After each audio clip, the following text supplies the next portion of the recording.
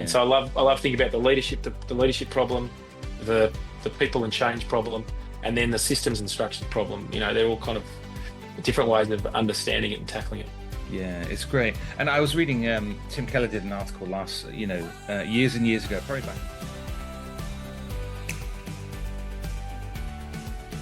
Well, hello and welcome to the Church Office Podcast. My name is Gavin Smith, and it's a joy today to welcome you to our administration, admin and ops podcast. We love talking about leadership. We love talking about the work behind the scenes in church life. And we've got a special guest on today. Really pleased to welcome Scott Sanders to the podcast, mate. Thanks for coming on. No worries. It's great to talk and think about all things leadership and church. Mate, I love it. It's a thing that I'm keen to talk about. He's passionate about it. You'll notice the accent. So Scott is the executive director at Reach Ministries in Australia. Tell us a little bit about the work, Scott. What are you involved in there? What does that mean? So Reach Australia has a vision to see thousands of healthy, evangelistic, multiplying churches. We started about 15 years ago with a desire to work in the church planting space. So to see hundreds of new churches evangelized into existence. So there's a real focus on getting alongside church planting couples, church planters in that pre-launch phase, thinking about whether they're the right person, checking their plans, understanding if they've got the resources, helping them find money, giving them a coach, and then helping them in those first few years move towards survivability. So to launch strong, and then to have a church that can start moving through the growth barriers. So employing a second worker, moving past 125, and continue to have that evangelistic energy. So that was, Reach Australia really births out of that desire to see multiplication, to see new churches evangelized into existence. And then about 5-6 years ago, church planting was kind of, it wasn't all the low-hanging fruit of all the young guys who got fired up to plant churches through, Mark Driscoll and Tim Keller and others. That kind of slowed down, and so we realised we had to actually work back into the system and help established churches become healthy, so that we could actually move them, help them move towards multiplication and starting new congregations, starting new churches. So in some senses, I don't think the vision's changed. The vision is still wanting to see multiplication, to see church planting happen. It's just we're now working with those pioneering leaders, and we're also working with the established church and trying to, wake that up, give energy to it, to see it actually become healthy and move towards multiplication. Mate, it's great. And I love the way you're talking already, just multiplication, serving leaders, church planting. This is our heart at the church office, and part of ours is to come alongside people and help in that kind of real admin and ops section, and which is a challenge for church planters and things. Now we've linked up, and you've linked me up with a lady called Sam Jensen, who's doing similar stuff in Australia. And if you've been listening to the podcast before, you'll know we've talked to Richard Cokin before in Reach Ministries UK, and these guys are launching a whole range of new stuff. And again, you're working to help and develop them in so many different ways, Scott, which is wonderful. Now, before we jump into our conversation a bit more, I just want to do a quick shout out to our sponsors, Church Suite, and they've recently come into Australia, haven't they? Really, to serve you guys a massive database program. Yeah, Gavin, Paul have been great. They've had a real desire to listen to churches and their needs, and listen to the kind of peculiarities of an Australian church context, just with our safe ministry and our kids ministry and just our way of doing things. And so I love their heart to get alongside churches in that really important database space, which is all about actually loving people, all about actually helping to see people be followed up well and enfolded into church life. So Gav and Paul have been wonderful partners, and again, there's lots of different database systems. A church has to have one. You can't get by with a piece of paper and an Excel spreadsheet. But these guys really love the church, which I love. I appreciate that as well. Gavin is massively passionate about the gospel, passionate about local church ministry, and has just been a blessing to us at the church office in sponsoring the podcast. But he's also been able to sponsor and invest into us in terms of, we're just about to kind of launch in the next couple of months a good church management course, just to help leaders think about right, what do we need to be doing in the background, and they may not do all the work in the background, and it may be an administrator, but just having that whole space, just talking about good governance, good policy, staffing, all the things that churches have to do, when you get to a certain size. It's really interesting. Scott, you must have been switched on by some of this as you go, because I've over the last few weeks I've done a whole load of reading about churches of 50 and how they progress to 100 and the awkward sizes and the changes that have to come and all that development stuff. Mate, you must thrive on that kind of conversation as well.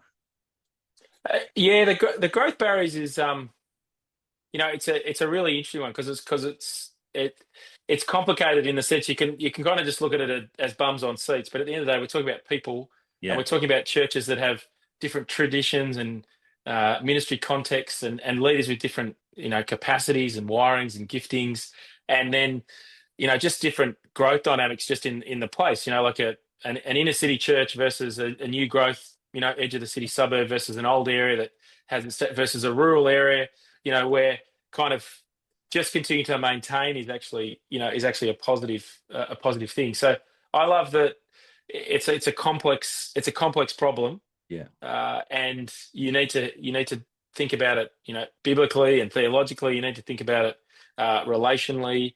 You need to think about people and structures and systems and resources. So it's a you know it's a complex problem that I think just requires you to be thinking around it very, just forces you to push into different areas, yeah, and that kind of gets me curious and asking questions, yeah, and kind of not being happy with sort of status quo. Churches, I think healthy things grow. yeah, Healthy things also die and need to be replanted as well. yeah, And healthy things need to be shut down sometimes and stopped.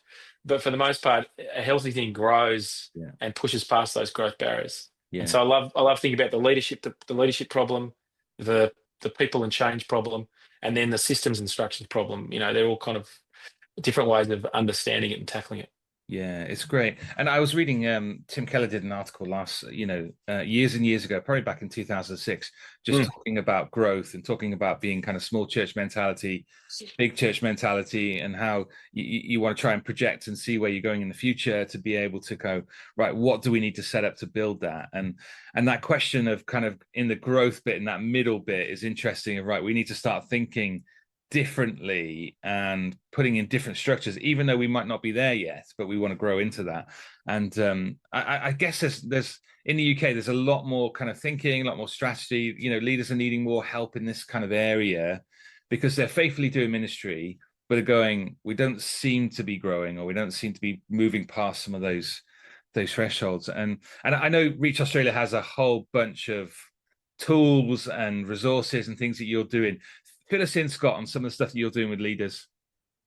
Yeah, well, at its core, both with the church planting work and the established church revitalisation work, the key thing we do is actually coaching, getting alongside leaders, Mm. and we've got a network of church leaders who are wanting to see churches started and churches revitalised. So our coaching network is leaders who have planted churches, leaders who have been through the development program, who again want to see healthy, evangelistic, multiplying churches. So at the core of what we do is actually marrying up people with other, with church coaches and church leaders who have seen or experienced similar, growth challenges,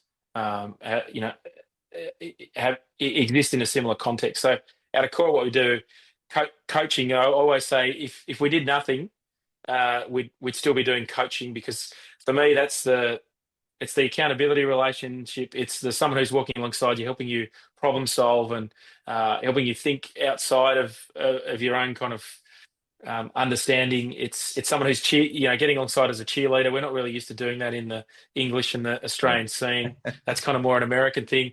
But I yeah, but I actually think you want people who are for you, and I think it's actually really good for the coach as they see um, that church grow as a result of that. So coaching's really key. Uh, we have a number of development programs that we do with the senior church leader, and then more recently we've developed a team development program, which is for the whole team to come along. yeah, Both of those really focus on helping the church leader think about what's involved in leading themselves. So actually helping them, think about how they're wired, how they operate in the team, how they operate with their leadership, their leadership group, their elders, deacons, or their yeah, parish council or their vestry, um, and also then helping them think about how they actually lead teams, and then lead church as organisation. Because I think we often we view church as family, We have these kind of organic kind of models, but church is an organization. It's a body. It's a temple. It's a system, Yeah. and so we help church leaders also think into the systems that are part of church, and how do they influence them? How do they think about that next size barrier? I was chatting with a church leader in the UK. He kind of gave me that a helpful illustration. He talked about kind of growth barriers and sizes of churches. Similar to thinking about kind of kids and their clothes.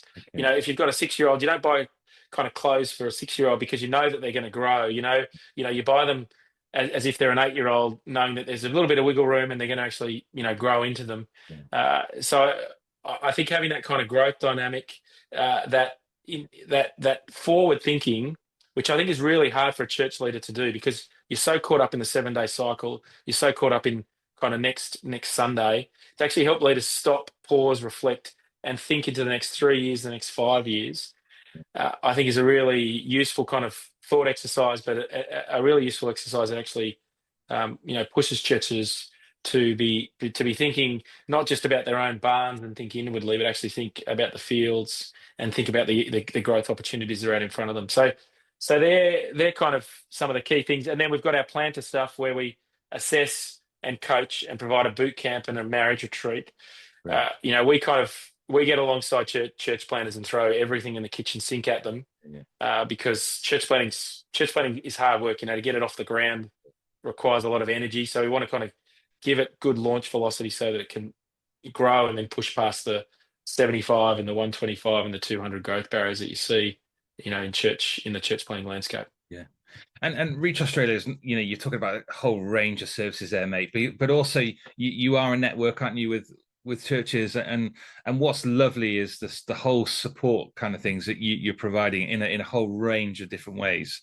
One of the Great. beauties is we are a network, and in some senses, all our job, like our job as a team, is really promoting what the network is building. So being a repository for it, and then helping communicate it out, release it out in the space. So our conference, which has really been a place where we've had church leaders kind of put their hand up and say, look, hey, we're doing things fairly okay here. We'd love to show you what we do.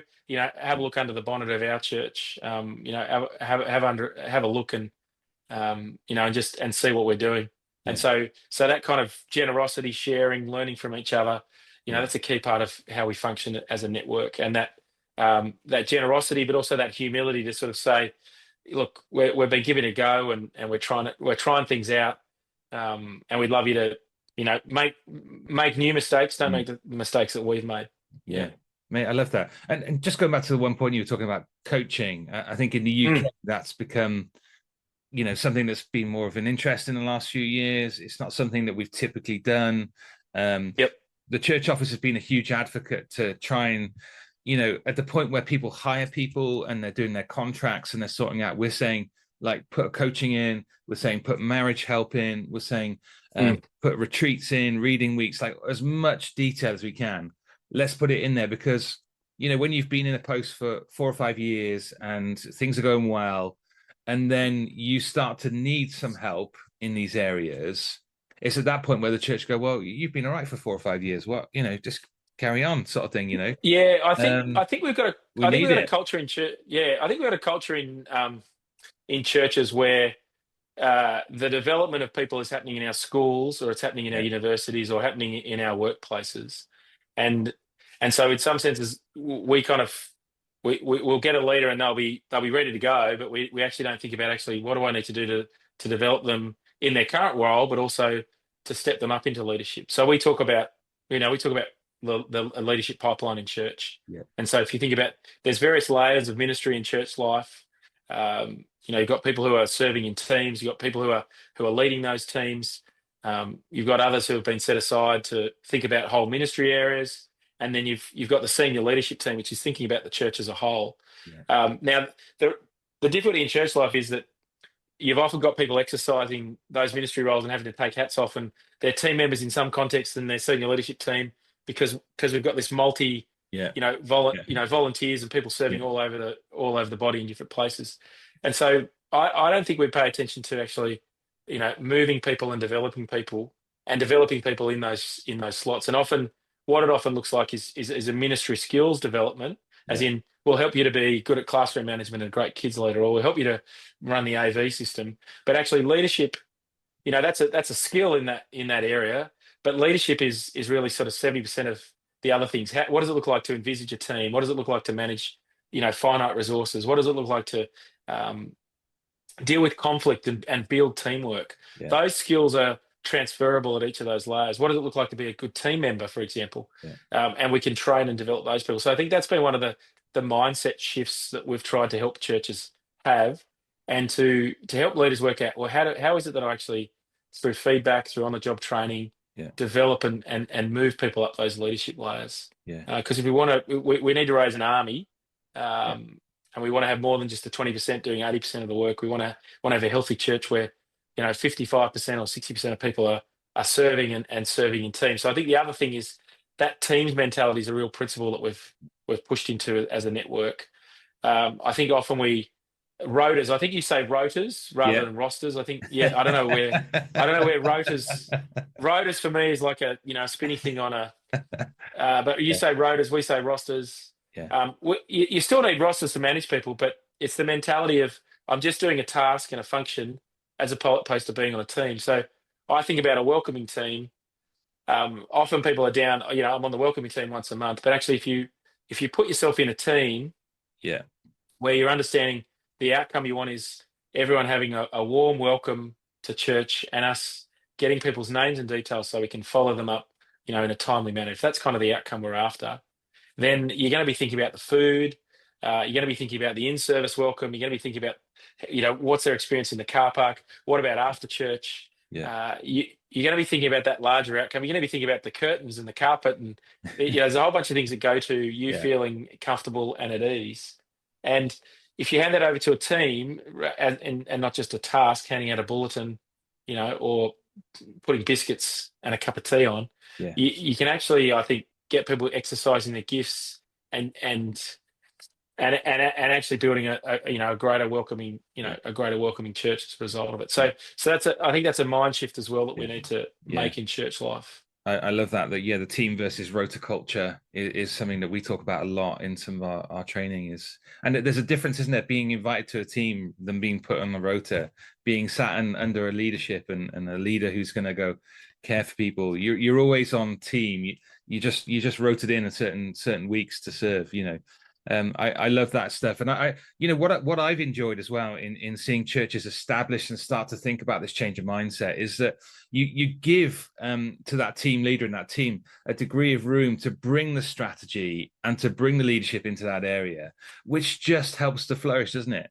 And they're working out Yeah. what resources they need. They're working out where they need to put the welcome table and what works in terms of snacks and who's coming and what time we need to be there. And often doing a I better love all often that. doing a better job than the paid Yeah. ministry staff, which is a sense of the role of the minister is to equip the saints for the work of ministry. It's Yeah. not to be the best at everything. And so in some senses a minister has to cultivate a conscious incompetence is what I Yeah. call it. Yeah. So I think often we're Yeah. unconsciously incompetent, but we actually need to be consciously incompetent. Every time we kind of go and read the book on how to be the best at hospitality, we're actually taking it away from someone else Yeah. exercising that gift Yeah. or building up the case. We need to learn how to coach them, to ask good questions, to help frame the picture of a biblically welcoming, Yeah. loving, generous, Yeah. loving one another, gospeling church. Give them that vision, Yeah. and then they can work out if you're going to have Yeah. a cup of tea or a cup of coffee or Yeah. snacks and a crisps or whatever, a sandwich and crisps Yeah. for your lunch. Yeah, I love that. And often I've seen some senior leaders who are saying to me, you're talking about their incompetency and leaving that room. You've got to leave that void for people to be able to go and jump into. And so, there'll be deliberate frustrations that might be left in different ministries and different places where you can go, oh, this leader's just terribly disorganized. But you talk to him and there's some intention behind that and some reasoning behind that. And I love that strategy. And I love the fact that you guys are offering something that's going professional development that makes us think, that helps us with our strategy, helps us with our vision, And often leaders don't get that kind of peer-to-peer challenge, or those different examples that, they're in their churches faithfully preaching the gospel, but can be unaware of, things that they could be doing better. Is that Yeah, the well, same kind of experience yeah, you're getting in churches there? Yeah. well, I think that's the beauty. So you talked about all the services. We do have a lot of services. We do a lot of things, but at its heart, we're a network of churches that are committed to seeing the gospel go out all across Australia. And so our conference is a real place where leaders get together. We're creating cohorts and Yeah. opportunities for that mutual sharing and resourcing, but also that mutual challenge as well. So Yeah. that's where the vast sort of network of coaching relationships, probably 350 plus coaching relationships happening across the network. There's that mutual accountability as you're coaching someone. You can't kind of say you really need to have an evangelistic church and not be doing everything you can to have an evangelistic church at your own place. So there's this Yeah. mutual kind of learning and sharing, and that I think Yeah. my hope is that our network grows from 450 to 550 to 650 to 750 churches, and then we get tipping point and change across reformed evangelical churches in Australia.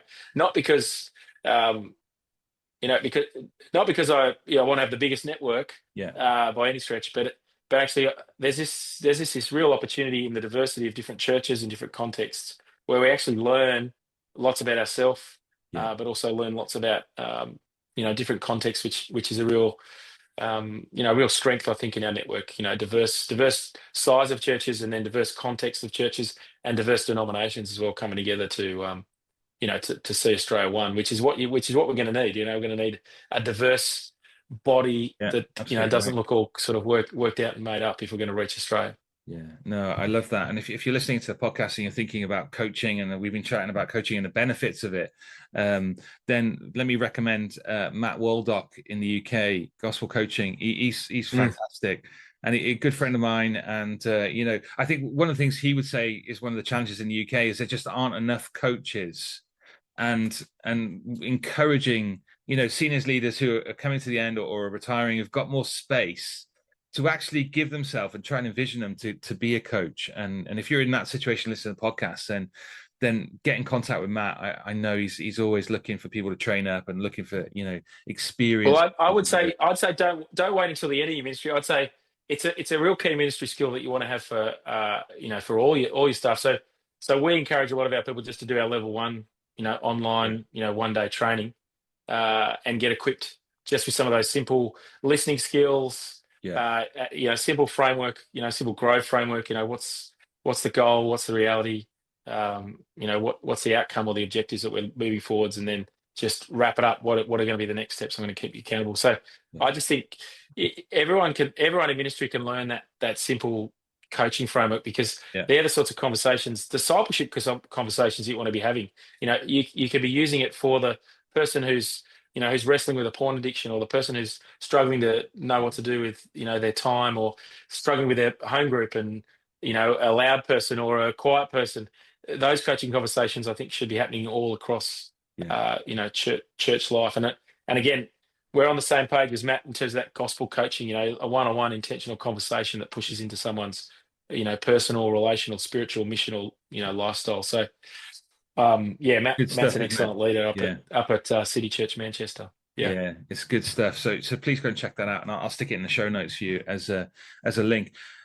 Scott, one of the things I want to chat to you about is just one of the things that we've found working with churches here. When we use the word vision with churches, they feel a little bit uncomfortable, and I don't know whether because you're ahead of us in thinking these things and working with leaders, getting leaders to use different kind of language to help them think about, right, what has God called us to do in this local church? Because we would understand our mission as being Matthew 28, go make disciples, Mm. take this good news of Jesus out there. That's our mission. We're common across every church. But that sense of vision of what God's called us to our church, the language around that, I find leaders will get a bit twitchy and go, "Oh, I'm not sure I want to go and have a conversation on." Tell me a little bit about your experience in that, and how you Yeah. have overcome a little bit of that. Yeah, I think well, a couple of things. I mean, I don't want to speak for those leaders who you talk about who are twitchy, but I think part of one of the kind of well, a couple of pushbacks we get would be, I can't control that outcome. So I Okay. don't want to, I don't want to cast that vision, because that's not something I control. It's God who brings the growth. Yeah, 1 Corinthians 3, it's absolutely right. he's the one who's going to be doing the change life. So I don't want to cast this vision that's there. I think we've overreacted to Pentecostalism, charismatic, and the Yeah, triumphalism that they have, yeah, that they sometimes have in their world. And so we've said, well, we don't want to paint that bigger picture, because we don't want to wear people out, and that's not who we are. yeah, We're the reasonable people. And then I think the third one is, that I see, um, is, I've got the business. I've caught the kind of business idea of that. So I'm looking for the sharp, pithy one sentence that I'm going to say. We're all about, gathering, growing, and going, and I've got to nail that. And I actually don't think that's helpful either. So I talk about having I call it a wonder document.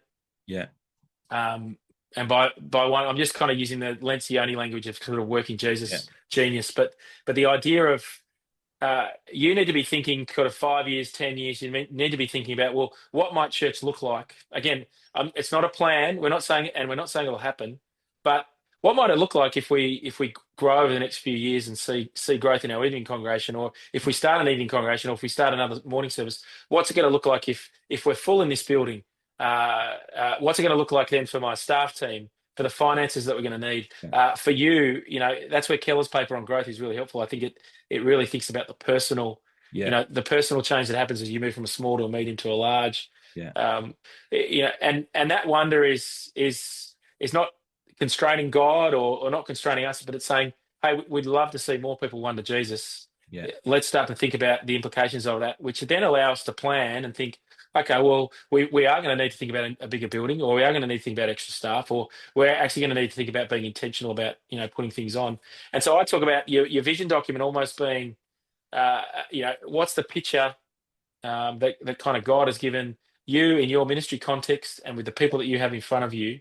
It's not something you can rinse and repeat from somewhere else. It's something that you have to own, and um, and get a vision and a yeah, fire, yeah, and a fire for. yeah, So so yeah, I'm all about that. Here, let's hear the stories of people who are growing and in their walk with Jesus. Let's hear the stories of life transformation as someone's moved from death to life. Let's hear the people who are stepping up and being generous, and stepping up and jumping into ministry. Those are the sort of pictures that build. This is the kind of church yeah, that we want to be, and that we're on about. yeah, And so I don't think it's a pithy one-liner. I actually think it's about thinking about your ministry context, and painting that picture regularly. And you wanted to be doing that regularly yeah, in your small group, in your one-on-ones, in your big picture. So we talk about having kind of like a 6-minute vision, yeah, talk, a 3-minute vision talk, and then having your elevator pitch as well, yeah, so that if someone tells you about your church, you can quickly talk about it. So my church, Vine Church in Sydney, we're all about the life, love, and freedom that's found in Jesus. yeah. There's my short. Now, if I give you a bigger picture, we've got a pub that's at the back of our church. It's called the Beresford. On a Saturday night, it probably has 1,000 people.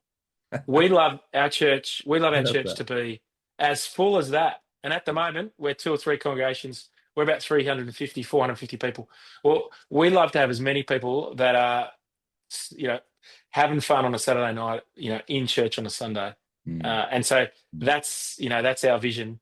And as I think about those 1,000 people, that's only a small drop in the ocean. yeah, There's 200,000 people within a 5-minute walk of us, yeah, and we'd love to see thousands. So let's start there. It's shared. It's credible. We've all had a drink at the Beresford. We've all had a counter meal. yeah, We kind of can see and yeah, experience what 1,000 people would look like, yeah, and then we can start thinking, well, that's 4 congregations of 250 people on a Sunday. yeah, That's a full church on Sunday that's just seeing the gospel being preached and won. So there's no pithy one-liner there. There's a picture of healthy biblical yeah, gospel proclaiming yeah, community that's loving one another and gospeling one another every week, yeah, and being this beautiful picture in a dark place, yeah. that is inner city Sydney. I Yeah. love that. And I was working with a church the other day who was saying, "Oh, we don't really have vision," and I attended their prayer meeting. You're listening to how they're praying. You take a look at their budget and their finances, and you can start to see actually what someone's passionate about, what their church vision is from their Yep. finances, their staff roles, how these things align together, and and I was starting to communicate and just kind of sound back some of the things that I was seeing. I was like, "Oh yeah, well that is actually what we're about. That is actually." Our vision, but they hadn't kind of put it into that kind of framework, into that go, right, this is what we're trying to do. And you're right, it's God who brings about vision, isn't it? We can't bring about vision. But yet, what are we praying for? What are we believing? What are we hoping that God is going to do amongst us? And I've loved churches who have been on that journey of say, we want our church to grow in hospitality and welcome people in so we can share the gospel. And you go, right, well, that's like your vision. And then how do we work back from that? And what's our strategy? What's our leadership? What's our teams? And once people start on that journey, I think they start to engage with it. But it's just like vision is business. I don't need to get involved in that. I don't need that. We've got a clear mission, so I'm happy. But challenging that mindset is so important, isn't it? I think.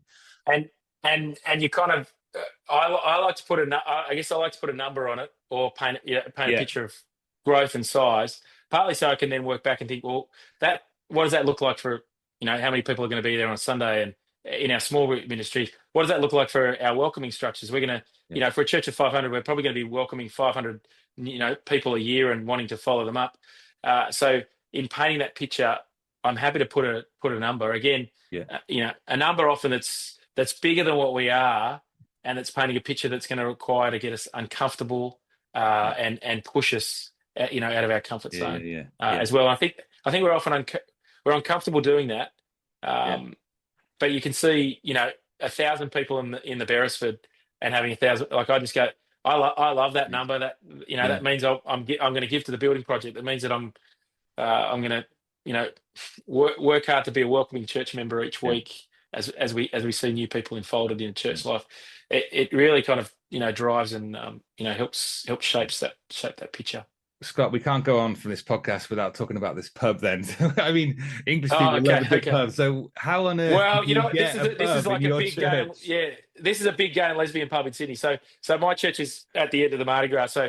Right. So picture rainbow flags. And but on a Tuesday night steak deal, only $25 for a beer and a steak. It's great. It's got a beautiful outdoor courtyard. In Australia, we do pubs outside because the weather's pretty much good 24/7.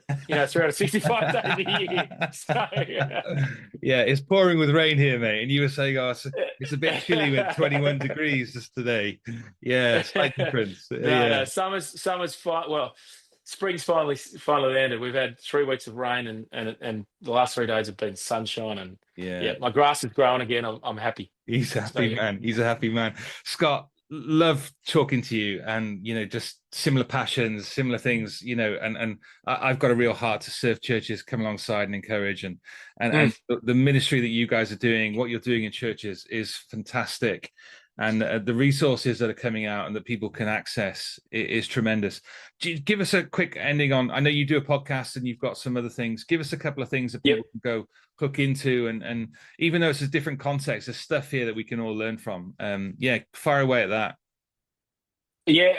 Well, jump onto our online resource library. What we've tried to do there is to have as many Australian voices as possible speak into church life. So it's there's a whole bunch of audio resources to listen to. There's also a bunch of ebooks in some of the key outcome areas in church life. We've just released a new book on buildings and thinking about buildings and having a ministry plan that actually drives your building and ministry strategy, which is, it's often the other way around. It's buildings that drive your ministry strategy, and that shouldn't be the way. And then our One Thing podcast. Well, I always say, look, my mum's listening to it, and it's always good if a couple of other people are listening to it as well. But One Thing podcast, 15-minute podcast designed to give you one thing, one gospel-centered ministry tip each week. So again, really useful to have people who have a passion to see the church grow, and the promise is 15 minutes, and you'll get that one tip. So head to the One Thing podcast on Apple Yeah, be on all or the your platforms. podcast or your podcast app. Yeah. Yeah, Anyway. yeah, that's good. And then also just want to highlight as well, Richard Cokin and Reach Ministries UK. This is a place where you can go and get really practical, face-to-face help. I know they're already started doing loads of coaching. They've got some They've got cohorts. great to consult. Yeah, great consults they're already doing, and and then ministry clinics as well that Richard's been leading as well. And the conference, again, I think conferences are, you just want to keep pushing into the conference and making that like a must thing for your team every year to get along to. Yeah. Yeah, and so the church office is kind of linked up with Reach UK, and I've become one of the consultants on there, and again working on this kind of admin and ops area, particularly coming alongside leaders in that. So there's a whole bunch of stuff that you can access here in the UK, which is great. Scott, brilliant stuff that you guys are doing. Love the fact that we can partner with you and just hear your heart, and just even the content of this podcast will be a blessing to people. So, mate, thanks for coming on the podcast. Really appreciate your time. Awesome. No worries, Gav. Really, thankful for your ministry in the UK and looking forward to partnering in the future.